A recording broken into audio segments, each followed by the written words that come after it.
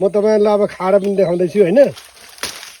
यसरी तास्नेर मैले खाएर देखाएँ तपाईँले हेर्नु है।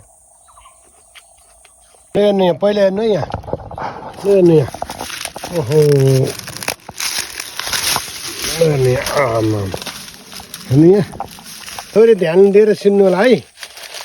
यो चाहिँ हाम्रो शरीर जस्तै पनि छ होइन एक खालको। यो चाहिँ हाम्रो सबैभन्दा धेरै फाइदाकारी चिज केमा छ भन्नुहुन्छ भने हाम्रो पेटमा एकदम जलन भयो पोलो पिसाब पोल्ने यो चाहिँ नि पेट पोल्ने समस्या भयो भने चाहिँ यसलाई चाहिँ मिश्रीका साथमा लगेर खानुभयो भने नि तपाईँको 4-5 दिनमा एकदम समाप्त भएर जान्छ। यो चाहिँ नियमित बिहान खाली पेटमा मिश्रीका साथ मिसाएर खुवाइदिनु होला जो बिरामी छ त्यसले होइन।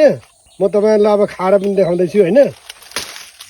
मैले यो राखेँ यसरी तास्ने यहाँ हेर्नु यसरी तास्नेर मैले खाएर देखाएँ तपाईँले हेर्नु है।